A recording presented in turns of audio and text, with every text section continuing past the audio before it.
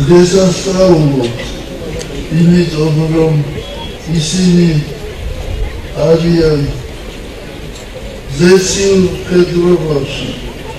ეს არის ზეციური მხედრიონი, რომელიც იცავს საქართველოს ხილული და უხილავი მტრებისაგან. ჩვენ ვამაყობთ ჩვენი წინაპრებით, მაგრამ ჩვენ უნდა ვიფიქროთ ის, ჩვენ რას ვაკეთებთ სამშობლოსათვის, ან მომავალში რას გავაკეთებთ. ქართველი ადამიანი ცვლად მინდობილია უფალზე. აბა წარმოიდგინეთ თქვენ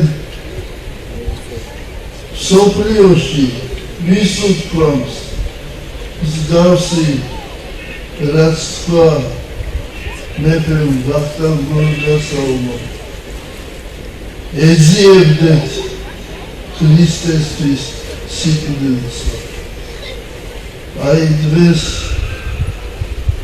ზეიმიცა და გვაცა ერთად არის ეს ორი განცდა, მაგრამ უფრო ზეიმია, იმიტომ რომ ასეთი ძლიერია ქართველი ადამიანი. ჩვენ ვართ სისხლი და ხორცი იმ ჩვენი წინაპრების 100,000 წამის.